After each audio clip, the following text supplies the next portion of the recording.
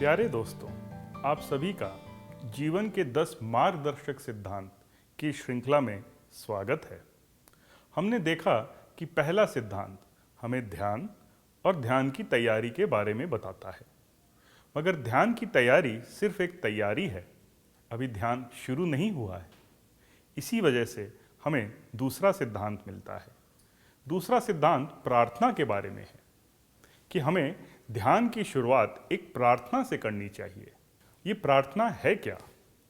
प्रार्थना इस बात की दलील है, प्रार्थना इस बात का सबूत है कि हमने अपना जुड़ाव उस दिव्य से कर लिया है।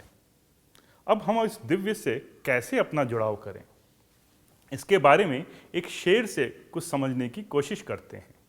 मैं वहदत के तालिब, दिल भी कर बहरे तलब खाली, क्योंकि तही पैमाने पर महफिल में सर झुकता है बोतल का।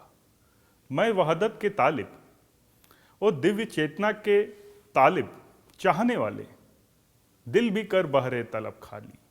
तुम्हारे दिल में जो अनेकों अनेक इच्छाएं उमड़ रही हैं, उनसे अपने दिल को खाली करो। अपने दिल में एक रिक्तता की दशा बनाई जाए, अपने दिल में एक खालीपन की दशा बनाई जाए।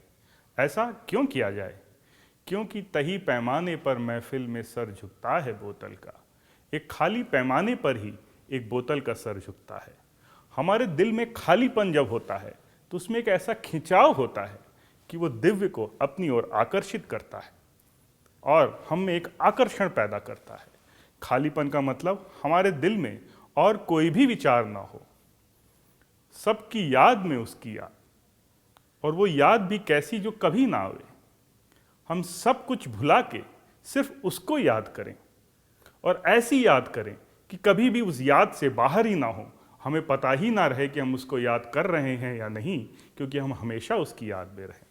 अब अगर हमने अपने दिल में इस तरह का खालीपन पैदा कर लिया तो क्या होगा? उसी वक्त दयालु धारें हमारे हृदय में उतरने लगेंगी और हमारा हृदय प्रेम से भर जाएगा।